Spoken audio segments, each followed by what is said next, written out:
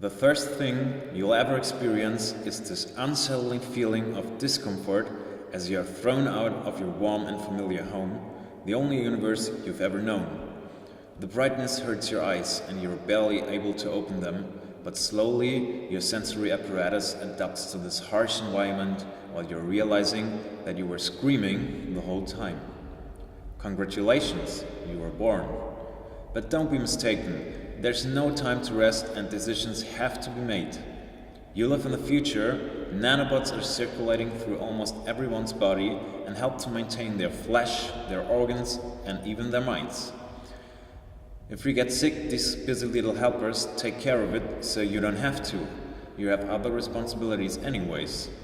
However, nanobots don't fall from heaven, which is why you have to choose a manufacturing cult you'd like to join.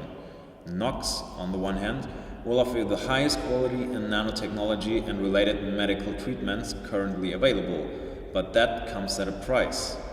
Not only is it expensive technology, but also incompatible with other nanocults. Vorta, on the other hand, provides less advanced technology, but it's eager to catch up and become the predominant nanocult. In addition, its tech is also compatible with Nox bots and all sorts of open source technology.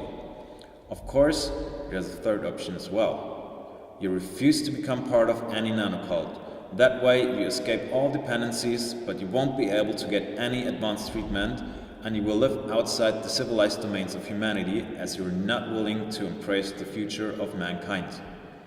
Choose wisely, because you only get to reconsider a single time once you turn 5 and leave adolescence behind you.